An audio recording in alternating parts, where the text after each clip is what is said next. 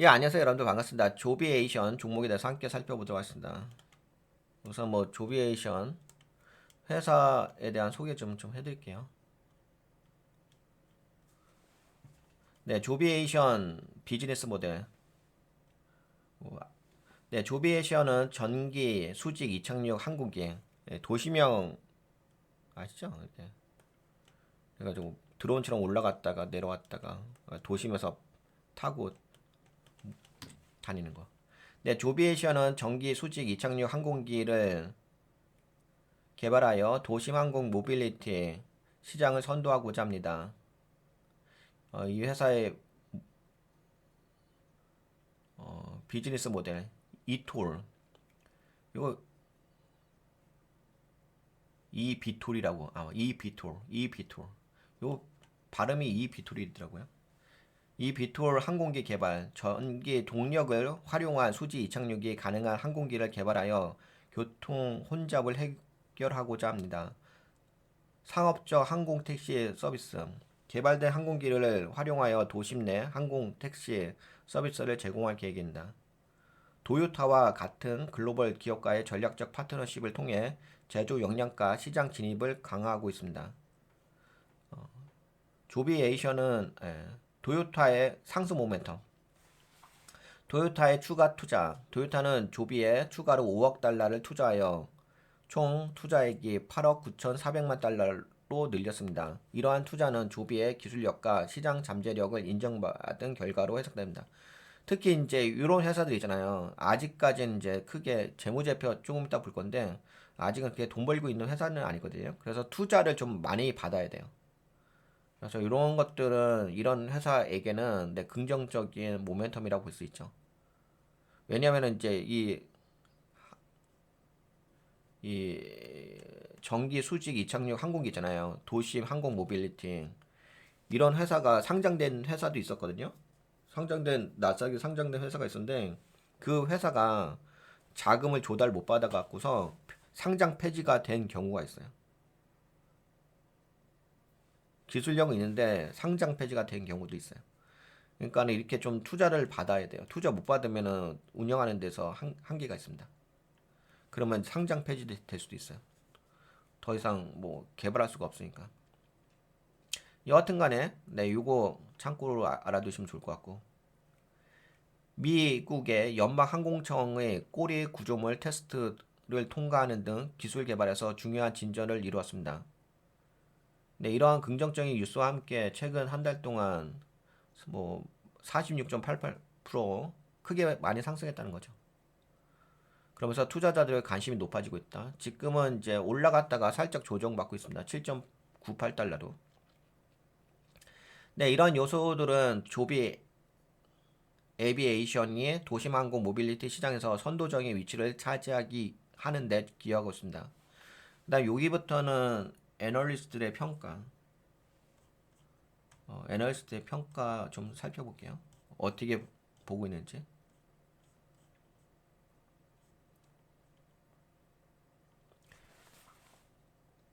네, 애널리스트의 평가, 조비에이션의 주가 상승 배경.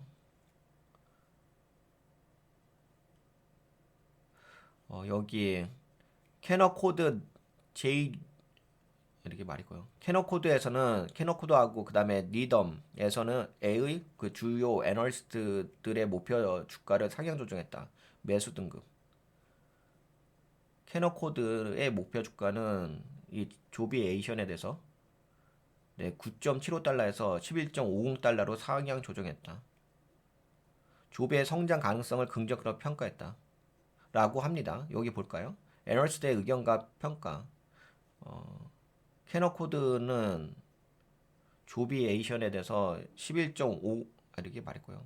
11.50달러까지 올라갈 것 같다 이렇게 보고 있어요. 회사의 기술력과 시장 잠재력을 강조했습니다. 그리고 리덤 앤 컴퍼니에서는 목표 주가를 10달러까지 상향 조정을 했습니다. 지속적인 시장 확장을 기대했고요. 근데 여기에서는 좀 긍정적으로 이야기했죠. 캐너코드하고 리덤에서는. 근데 뭐 여러분들이 알고 있는 기업 JP 모건이잖아요. JP모건에서는 투자 등급을 중립에서 비중 축소, 언더웨이트, 비중 축소로 조정하여 목표 주가를 6달러로 제시했습니다. 지금 이게 현재 조비에이션이 빠지죠. 지금 이게 장전 거래죠. 장이 시작되기 전에 거래. 지금 떨어져. 조금 있다가 기술적 관점에서 좀 체크를 해볼게요. 그러면서 지금 여기가 9.23달러에서 현재는 이거 시간의 거래니까 7.98달러까지 눌리고 있어. 요거는 조금 있다가 파동에 대해서 좀 체크를 해볼게요. 네, 그래서 여튼간에 애널리스트 여기 캐너코드하고 니덤은 내 목표 주가를 11달러고 10달러로 이야기했고, JP모건 체이스에서는 네, 비중 축소를 이야기하면서 목표 주가를 내 6달러. 근데 지금은 7.98달러. 그래서 이런 부분을 좀 참고하실 필요 있어요. 그 다음에 최근에 내부자 거래에 매도가 있었습니다. 주식 매도. 보니 이분은 1월 17일 날 주당 8.34달러에다 매도 때렸습니다. 얼마? 3만 1000주 정도를 매도하면서 26만 달러를 확보했다는 거. 그리고 조벤 베비트 이분도 8.08달러. 8.08달러? 그러니까 여기서 다 던져버렸네. 8달러 선에서. 하여튼 최근에 내부자 거래. 한 이 정도? 네, 내부자 매도가 이 정도 가격대에서 매도가 있었어요. 그치? 올라갔다가. 내부자 매도가 있는 것은 아무래도 좋은 건 아니겠죠. 물론 이제 내부자 매도가 있다고 해서 그 종목이 뭐 성장을 안 하는 건 아닌데, 그래도 뭐 돈을 챙겼다는 거지.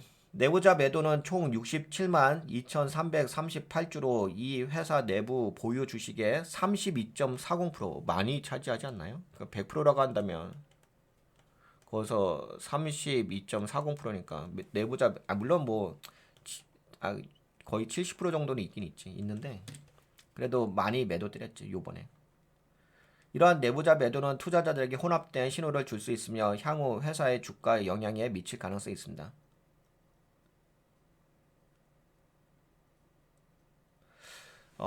최근에 분기 실적 발표, 조비는 11월 6일 분기 실적에서 손실이 발생하고 있더라고요. 예상치가 마이너스 0.19달러인데 약간 높은 마이너스 0.21달러.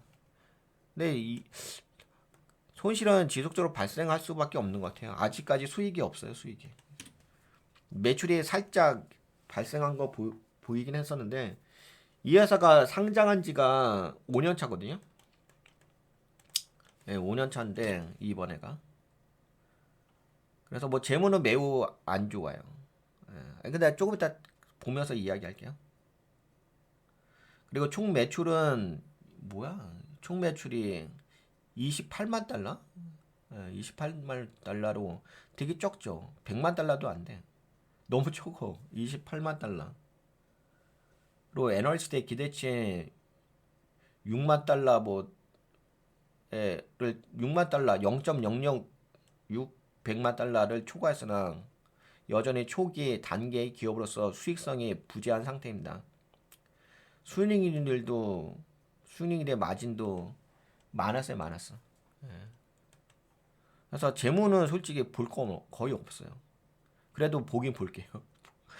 그래야지 현실을 정확하게 인지할 수 있으니까. 회사의 시장 가치는 67억 달러. 시장 가치는 67억 달러인데 시장 가치는 투자자들이 도심 항공 모빌리티 시장에서 조비의 역할에 높은 기대를 하고 있음을 보여줍니다. 시장 가치가 높으니까. 네, 조비 에이션은 전기, 수직, 이착륙 항공기 개발을 선도하며 미래 교통 시장에서 중요한 역할을 할 것으로 예상됩니다. 그러나 현재 수익성이 부재한 상태로 투자자들은 조비의 장기적인 기술력과 시장 성장 가능성을 고려해야 합니다. 내부자 거래와 높은 순손실은 리스크 요인이 될 수 있으나 긍정적인 애널리스트의 평가와 기술적 지표는 투자 매력을 높이는 요인으로 작용했습니다. 근데 이거는 제가 다시 한번 교차 검증해 보도록 하겠습니다. 이게 뭐듯이 애널리스트가 한두 명이 아니기 때문에 아까 보신 것처럼 뭐 JP 모건에서는 좀 안 좋게 봤잖아요. 비중 축소 관점으로. 그렇죠. 그래서 애널리스트 다양한 분들의 이야기를 들어봐야 돼. 그리고 본인들도 이제 내가 직접 평가도 해봐야 되는 거고. 근데 요런 건 있긴 있더라고요. 어떤 부분이 있냐면 이게 조비에이션이 최근에 좀 올라간 부분이 이런 게잖아요. 이제 도심항공 모빌리티야. 이렇게 막 떠다니면서 뭐 프로펠러도 있고 막 좋은 이유는 있어요. 이게 당연히 이제 도입돼야 하는 거. 도입되려고 한다면 규제가 있는 거잖아요. 아직까지 그렇죠. 규제가 있고 이게 뭐 상용화되는 건 아니잖아. 이게 많이 쓰이는 것도 아니고. 그래서 이게 뭐가 있냐면 법적인 문제 있잖아요. 법적 문제가 해결돼야 돼. 법적 문제가 해결되면서 뭔가 대중화가 이루어져야 돼. 그래야지 실질적인 매출이 발생하는 거거든요. 근데 현재 이 UAM 쪽, 도심항공 쪽 있잖아요. 이 부분은 아직까지는 법적인 부분이 많이 규제되어 있는 부분이 있어요. 그렇잖아요. 뭐 막 비행기가 날아가고 있는데 거기서 뭐 UAM이 막 날아가다가 부닥칠 수도 있는 거겠지. 그런 이제 규제가 있거든요. 법적인 규제. 근데 그런 부분이 많이 완화돼야 되는데, 근데 이런 부분이 있는 것 같아. 트럼프 행정부에서는 규제 완화를 한다고 했잖아. 그래서 그 규제 완화로 해가지고 최근에 조비가 엄청나게 날아간 거거든요. 근데 제가 보기에는 특히 이쪽 산업은 규제가 많이 심할 수밖에 없는 것 같아요. 예.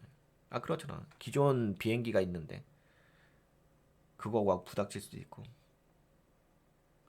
그래서 이런 부분이 좀 법적인 문제가 많이 해결된다고 한다면 그러면 투자 매력도가 있을 것 같긴 합니다. 근데 그런 관점으로 봤을 때는 트럼프가 대통령 됐으니까는 규제 완화라는 이런 이야기가 계속적으로 이야기 나오고 그다음에 뭐 예를 들어서 요새 트럼프 대통령이 행정명령 같은 거 서명하잖아요. 그렇죠?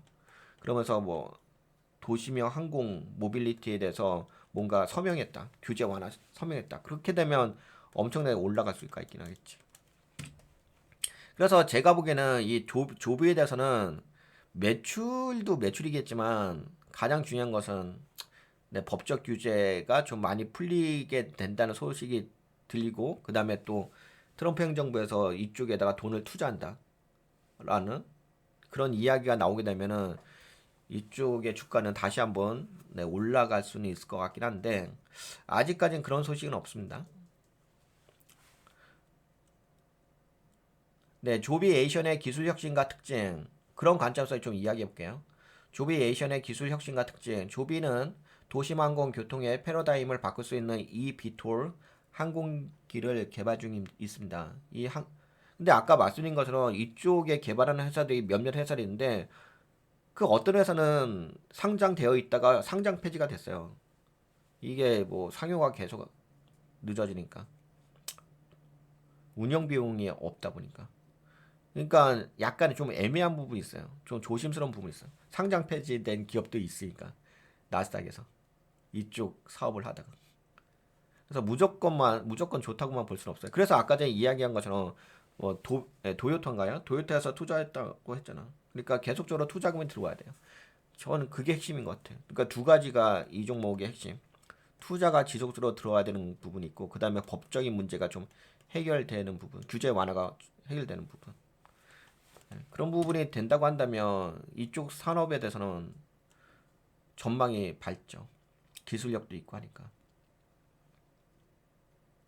네, 이 항공기는 전력 동력을 사용하여 깨끗하고 조용한 이동 수단을 제공하며 도심 교통 혼잡을 획기적으로 줄이는 것을 목표로 하고 있습니다. 기존의 교통 수단 대비 이동 시간을 대폭 단축시킬 수 있다. 당연히 뭐 하늘에서 날아다니니까. 그리고 비행 중에 탄소 배출이 전혀 없는 친환경 기술을 갖고 있다. 탄소 배출이 없다고 하네요. 그리고 도심 환경에 적합한 조용한 작동, 소음이 많이 적다. 현재 조비의 프로토타입은 여러 번 성공적인 시험 비행을 완료했으며 이는 상용화 가능성을 크게 높였습니다. 규제 승인 진행과 전략적 파트너십. 도심항공 모빌리티 상용화를 위해서는 엄격한 규제 절차를 통과해야 합니다. 조비는 FAA, 미국 연방 항공청 등 주요 규제 기관과 협력하며 상용화를 위한 필수 인증을 앞두고 있습니다. 그러니까 뭐 예를 들어서 이렇게 인증 같은 거, 인증 같은 인증됐습니다. 뭐 이런 거 나오게 되면 또 주가가 올라갈 수가 있긴 하겠죠. 근데 이 회사는 재무는 안 받쳐주기 때문에 그냥 이런 이제 모멘텀에 의해서 규제 완화 뭐 승인됐다 이런 거 나오면은 팍팍팍 올라갈 수가 있긴 있죠. 또한 주요 항공사와의 전략적 파트너십을 통해 초기에 고객 기반을 확립하고 있습니다. 글로벌 항공사와의 협력으로 초기 상용 서비스 네트워크를 구축 중에 있습니다. 이러한 파트너십은 상업 운영 시작 후 빠른 확장을 가능하게 할 것입니다. 조비는 환경 지속 가능성을 핵심 목표로 삼고 있습니다. 이 비톨 기술은 기존의 화석 연료 기반 교통수단보다 훨씬 낮은 환경 영향을 미친다. 아까 뭐 탄소 저감, 네, 전 세계적으로 환경 규제가 강화되고 있는 상황에서 조비의 기술은 환경 친화적 이동 수단으로 주목받고 있습니다. 시장 분석에 따르면 대도시 교통 혼잡과 공해 문제가 심화됨에 따라 이러한 지속 가능성 요소는 조비에게 유리한 시장 환경을 조성할 것입니다. 경쟁사와의 비교. 조비는 도심 항공 모빌리티 시장에서 아처 에이비에이션과 닐리움. 아까 제가 이야기했던 게 닐리움이거든요. 여기 닐리움 티커명이 예전에 LILM이라고 있었거든요. 근데 나스닥에서 거래됐어요. 그러나 최근 자금 조달 실패로 인해서 2024년 최근에 했어요. 작년에 2024년 11월에 파산 신청을 발표했고 이에 따라 주식시장에서 거래가 중단되었습니다. 파산 신청을 2024년 11월에. 근데 요거 경쟁사인 아처 에이비에이션 요 회사는 있어요. 아처 에이비에이션 자율주행 아닌데 어디 갔지? 자동차 조비 여기 있다. 이 회사도 많이 올라갔죠.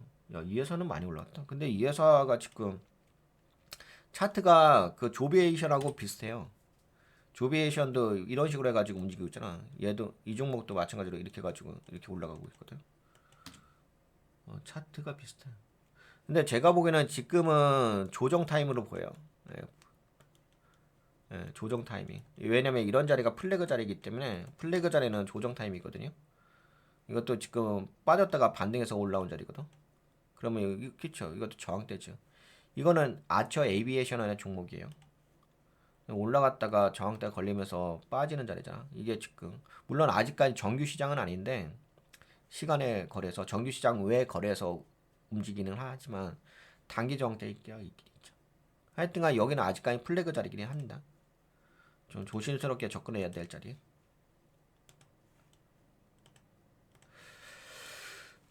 네, 그래서 지금 보는 것처럼 아처 에이비에이션과 닐리움이 있는데 닐리움은 이제 상장 폐지가 됐다는 거.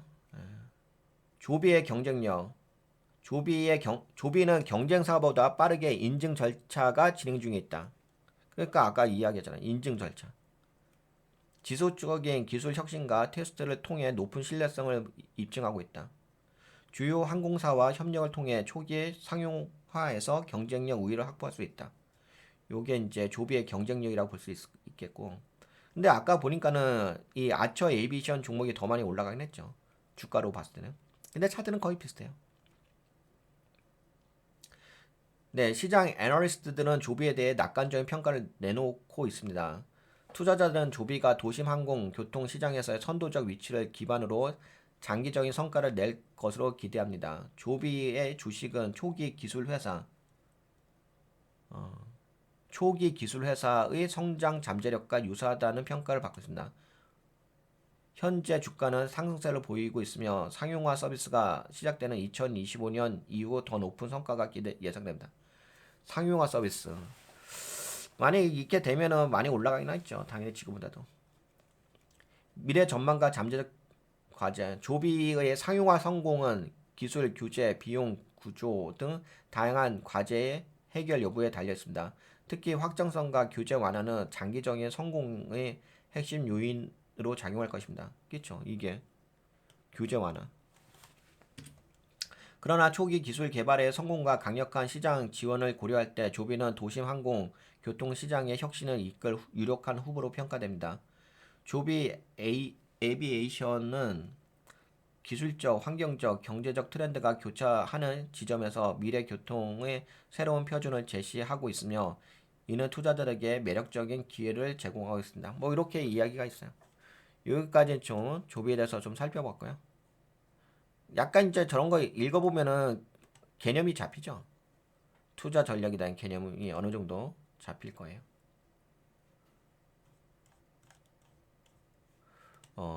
그래서 조비의 그 재무 좀 살펴볼게요. 최근에 나온 건 없고, 요거는 뭐 배당 관련된 거, 뭐 기타 그런 거고, 요거일 거예요. 요거. 조비의 책은 이게 분기가 몇 분기야? 쿼터리 3분기죠. 작년 11월에 나온 거. 재무를 같이 봐볼게요. 이게 또 재무를 보시게 되면 현실적인 부분이 있어가지고. 야, 근데 자산 규모가 줄어들었다? 이게 뭐지? 사우전이죠. 사우전. 12억 달러에서 9억 달러로 줄어들었어. 자산 규모가. 그러니까 토탈, 이건 부채가, 부채도 줄어들긴 했죠. 부채가 1억 8천 달러. 잠깐만. 여기가 9억 달러죠. 1억 8천. 그리고 부채가 좀 적죠? 그리고 이제 에쿼티 자본이 7억 8천 달러거든요. 그러니까 자본이 커요. 그리고 이 잉여금은 손해가 증가하는 거니까 16억 달러로 증가했거든요. 그러니까 계속 손해만 발생되고 있고요. 그나마 뭐 자본이 큰 거는 자본 잉여금 주식거래 있잖아요. 주식거래를 통해 가지고 돈이 확보된 게 있거든요. 그래서 대차대조표로 봤을 때는 나쁘진 않아요. 좋은 건 아닌데 돈을 벌고 있는 건 아니기 때문에 좋은 건 아닌데 그래도 뭐 현재로서는 뭐 투자도 받고 자본 거래도 하고 있어가지고 뭐 재무 상태표는 나쁘진 않습니다. 뭐 이 정도면 뭐 상패가 될 정도는 아니에요. 상패가 될 종목은 아니고요. 그래도 뭐 재무 상태표가 그래도 기본은 유지하고 있고 자본이 크니까. 근데 이게 보게 되면은 여시 거의 없어. 여기 재무가 매출이 거의 없어요. 이게 사우전이잖아. 이게 누적으로 봐도 그 8천 달러밖에 8천만 달러 8천만 달러밖에 안 돼. 2천만 달러 이 정도밖에 안 돼가지고 거의 좀 그래. 그리고 워낙 그 매출이 적다 보니까는 당연히 운영 이익이죠. 요 손실이 나고 있죠. 운영 손익에 손실이 계속 발생하고 있어. 보게 되면 3억 달러에서 4억 달러로 증가했지. 그리고 1억 2천 달러에서 1억 5천 달러 증가 분기로도. 그러니까 돈은 못 벌고 있습니다. 매출도 거의 없다고 물론 매출이 생기긴 했지. 생기긴 했는데 거의 없지. 있긴 있죠. 아예 없는 건 아닌데 너무 적잖아. 이 회사 규모에 비해서. 그리고 순이익도 3억 9천 달러에서 3억 6천 달러로 순이익은 그래도 손실이 약간 줄어들긴 했네. 그래서 EPS가 0.62달러에서 0.53달러로 손실이 줄어들었어. 손실이 줄어드는 거지 뭐. 손실이 이거는 누적으로 보는 거고 이건 분기로는 오히려 손실이 증가했어요. 그래서 EPS가 0.21달러로 마이너스 손실입니다. 하여튼가 뭐 재무적으로는 안 좋죠. 근데 그나마 이 회사는 재무 상태표가 받쳐주기 때문에 그래도 어느 정도 버틸 수 있다고 볼 수는 있어요. 버틸 수는 있다. 그래서 뭐 기술적 관점으로는 한번 볼 수는 있어요. 약간 아직까지는 큰 문제가 되는 건 아닐까. 근데 아까 보신 것처럼 그 내부자 매도가 있잖아요. 내부자 매도가 있기 때문에 뭐 지금은 약간 그 내부자 매도에 의해서 조정받는 타이밍이라 볼 수가 있긴 하겠죠. 그러면 기술적 관점으로 좀 봐볼게요. 이게 참 차트는 예쁘긴 하죠. 전형적인 우상향 쌍바닥 패턴이긴 합니다. 예전에 근데 이게 변동성이 박스권에서 움직이는 거라서 신저가가 준 게 3달러죠. 그리고 올라간 게 여기가 14달러. 변동성을 볼까요? 거의 박스권에서 움직이는 거라서 약 350% 정도에서 움직이네요. 이거 이렇게 표시해 드릴까요? 이렇게 되면 딱 보이죠. 예, 노란색 보시다시피 차트가 이렇게 빠졌다가 올라갔다가 전형적인 우상의 쌍바닥 패턴이긴 해요. 근데 요 패턴을 어떻게 잘 활용을 할 줄 아시면 좋긴 하겠죠. 최근에 여기서 올라간 자리는 그래도 한번 올라가면은 이게 언제 어떻게 된 거야? 12월 달 2022년 그리고 여기가 몇 월 달이야? 6개월 만에 한 그래도 변동성이 커가지고 변동성 커가지고 한번 올라가게 되면 200% 정도 날아가거든요. 거의 250% 날아가거든. 여기서는. 근데 이게 계속적으로 하게 되면 변동성이 줄어들 거예요. 여러분들 아시죠? 이런 거. 이렇게 되면은 여기가 변동성이 크지. 이렇게 하게 되면 변동성이 줄어든다고. 그러면 그제서야 이제 여기서 크게 다시 한번 레벨업 시키긴 하겠지. 그러니까 지금은 약간 그런 느낌이 있죠. 여기서도 좀 변동성이 줄어들기 시작하죠. 여기 그치? 여기는 250%짜리인데 이 자리는 몇 프로짜리야? 이 자리는 100%짜리지, 그치? 많이 줄어들기 시작해. 그러니까 이제 변동성이 줄어든다는 것은 또 어떤 부분이 있을 수가 있냐면은 변동성이 줄어든다는 것은 한편으로는 뭐 안정성을 안정적으로 가고 있다라고 볼 수도 있어요. 안정적으로 종목이 운영되고 있다. 그렇게 볼 수도 있어요. 근데 이제 최근에 뭐 조비가 올라온 자리는 이제 여기는 250%짜리고요. 그렇죠? 여기는 지금 100%에서 움직이는 자리거든요.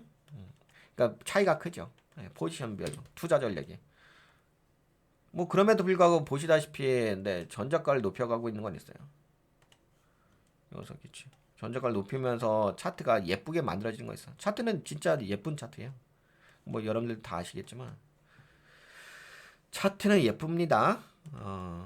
그래서 아까 전에 제가 계속 말씀드렸던 게 세 가지 모멘텀이 있었잖아요. 한 가지는 이제 투자를 지속적으로 받는 모멘텀 그걸 보셔야 되고 또 한 가지는 규제 완화 그 모멘텀 보셔야 되고 그다음에 뭐 인증 관련된 거. 네, 좀 그런 걸 좀 보시면서 투자 전략을 냉정하게 가셔야 돼요. 그다음에 이제 뭐 디테일하게 뭐 기술적 관점이라든지 뭐 내부자 매도라든지. 근데 우선 아까 보신 것처럼 뭐 내부자 매도가 적지 않게 있었잖아요.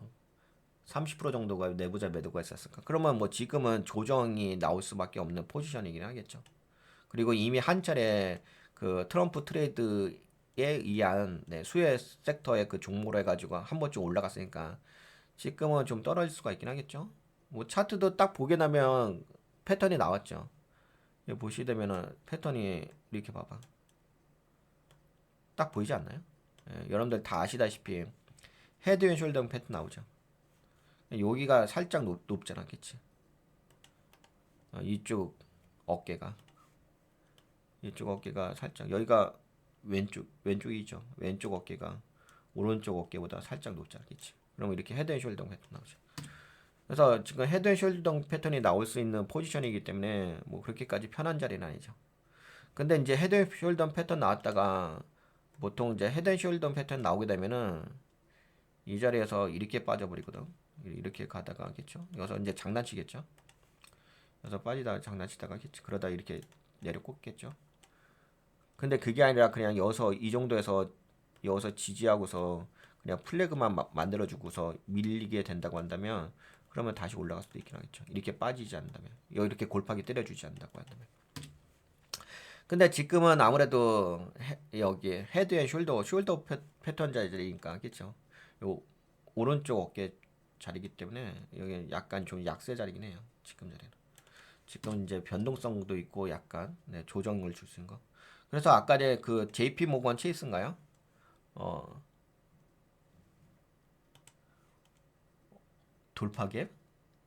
돌파갭이 어디 있지? 잠깐만 돌파갭을 어디 말씀하신 거야? 요런데? 아 여기? 혹시 이 몇 달러 보는 거야? 여기에 5.2달러? 여기는 갭이 보긴 하지. 여기는 뭐 여기는 약간 그렇게 큰 갭은 아니라서. 요거는 이제 바디에 의한 갭이라서. 뭐 바디와 바디 사이 갭은 요거는 아예 갭이긴 하지. 여기가 돌파 갭이긴 하지.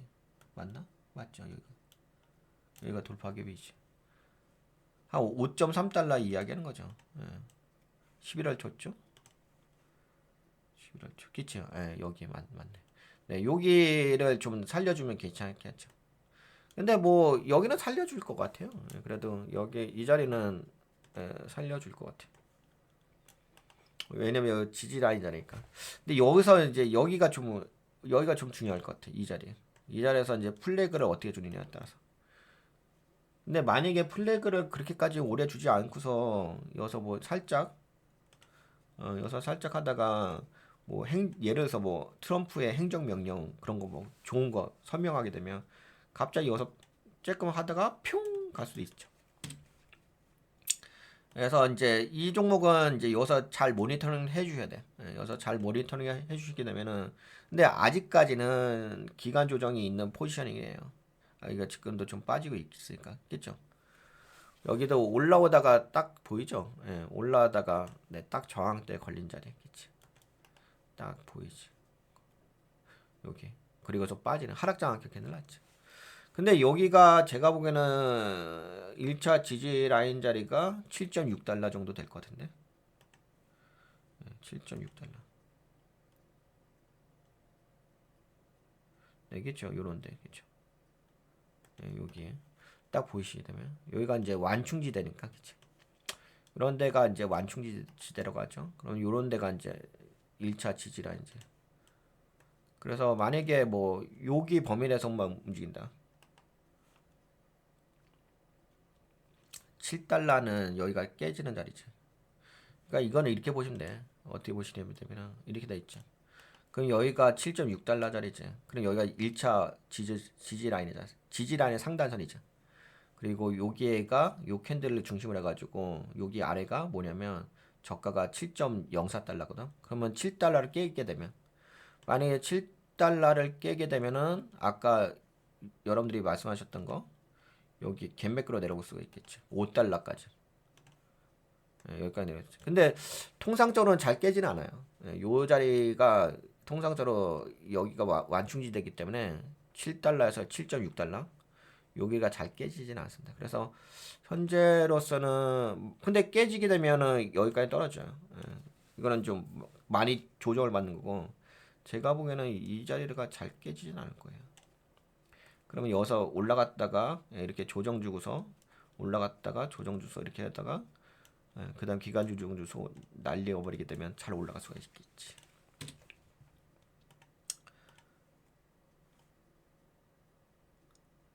그래서 여기에 노란색 부분을 한번 체크해 보세요.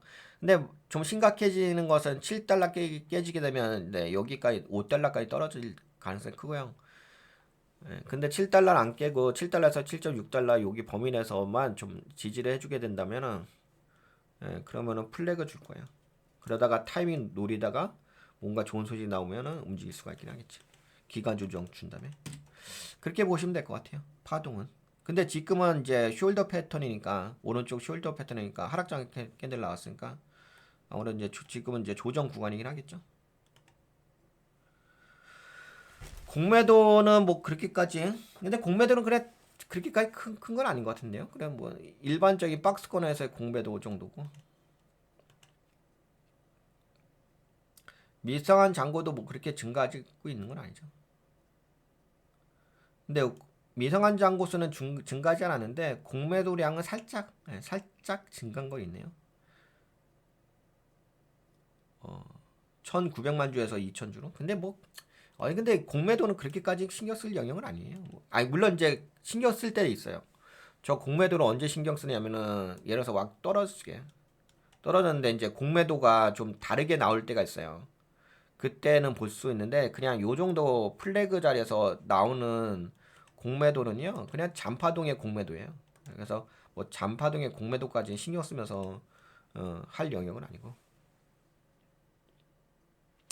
네, 그러면 조비에이션은 요 정도 이야기할까요? 좀 길게 이야기했죠. 네, 그럼 요 정도 살펴보도록 하겠습니다.